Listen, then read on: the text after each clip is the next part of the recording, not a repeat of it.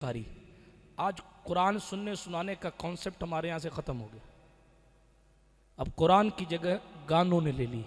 Car में गाना, ठेले पे गाना, आइसक्रीम बेचा, मूंगफली बेच रहा तो गाना चला रहा। बदबख्त कहीं का, हैरत है। रात में गाना, दिन में गाना, सुबह गाना, शाम गाना। हालांकि ये मुसलमानों का काम था। सुबह कुरान, शाम कुरान, दिन कुरान, रात कुरान। कुरान पढ़ते पढ़ते दिल का जंग दूर हो जाता था। पिछली कई तकरीरों में मैंने कहा, आज फिर कहता हूँ, 18 मिनट की तरावी तलाश करने वालों के ईमान को अपनी ईमान की खैर लेनी चाहिए कि आप हुजूर अलैहिस्सलाम की रज़ा में भी, अल्लाह की इबादत में भी फॉर्मेलिटियाँ तलाश कर रहे हैं।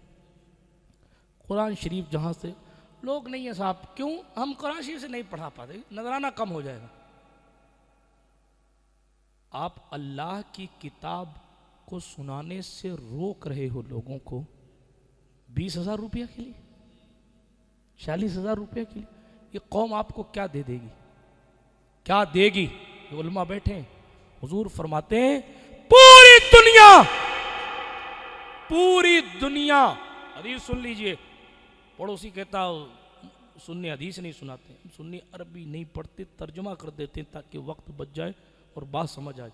हदीस मुस्तफ़ा सल्लल्लाहु अलैहि वसल्लम हुजूर फरमाते हैं पूरी दुनिया को बेचकर, मफ़हूम हदीस, पूरी दुनिया को बेचकर भी जन्नत में एक बालिश्त हिस्सा खरीदा नहीं जा सकता।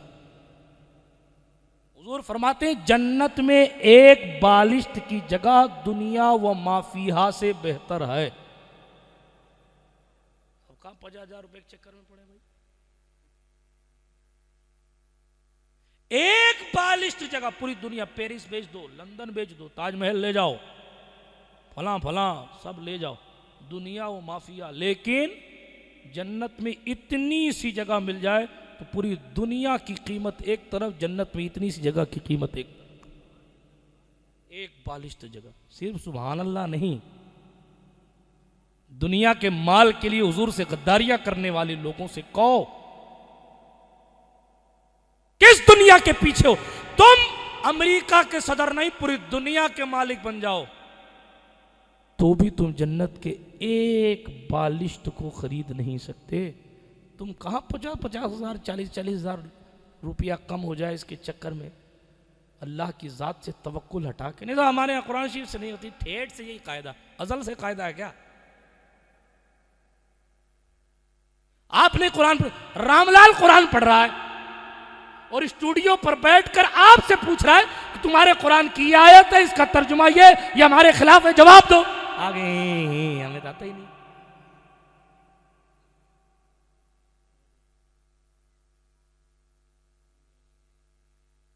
सोचने की बात यह है, दुश्मन कुरान पर रिसर्च कर रहा है और मुसलमान को कुरान पढ़ना सीखना तो छोड़ो। साल भर में एक बार कोई हाफिज साहब कुरान सुनाते हैं तो वो भी सुनने का टाइम नहीं है साहब के पास। पकोड़े इतने खा लिए हैं कि खड़े नहीं हो सकते तरावी में।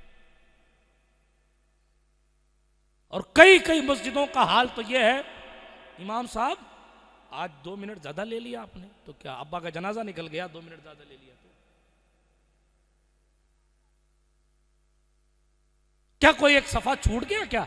कई ऐसे अल्लाह वाले होते हैं, वो सफ़े के आखिरी सफ़े की पारे के आखिरी सफ़े की आखिरी आयत को देख कर, आपने यस्तगफिरून तो नहीं पढ़ा हजरत?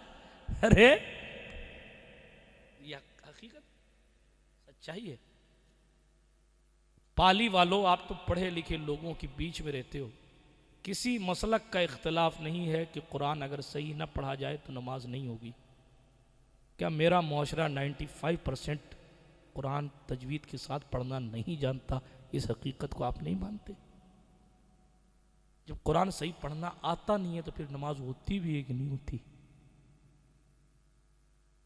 सच्चे अकीदे वालों की बात कर रहा हूं, गड़बड़ घोटाले वालों की बात नहीं कर रहा, सही अकीदे वालों की बात कर रहा हूं। जिनके अकीदे ठीक नहीं है उनका तो अल्लाह ही हाफिज है, उनका क्या कहना क्या जाना, अल्लाह ही रहम फरमाए। लेकिन गौर फरमाएं आप, अल्लाह की पनाह हमने अपनी हालत क्या बना ली। इसका जिम्मेदार कोई प्रधानमंत्री है, उसने कभी हाथ पकड़ के कहा मदरसे मत जाओ, कुरान मत पढ़ो? इसका जिम्मेदार कोई है? मौजूदा सीएम है कि नहीं साहब मदरसे में जाओ? नहीं, जिम्मेदार माँ है, जिम्मेदार बाप है, जिम्मेदार दादा है। तेरा पोता आईफोन चलाना जानता है तो सूरतुल फातिहा तजवीद के साथ पढ़ना क्यों नहीं जानता? जबकि सूरह फातिहा तजवीद के साथ पढ़ना आसान था, आईफोन के फंक्शंस मुश्किल थे, लेकिन मुश्किल चीज़ सीख कर आसान चीज़ उसने तर्क कर दी, क्योंकि उसने फ़ोन को, नेट को अहमियत दी, अल्लाह की किताब को अहमियत नहीं दी।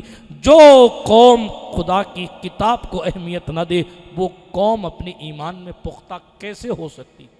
आप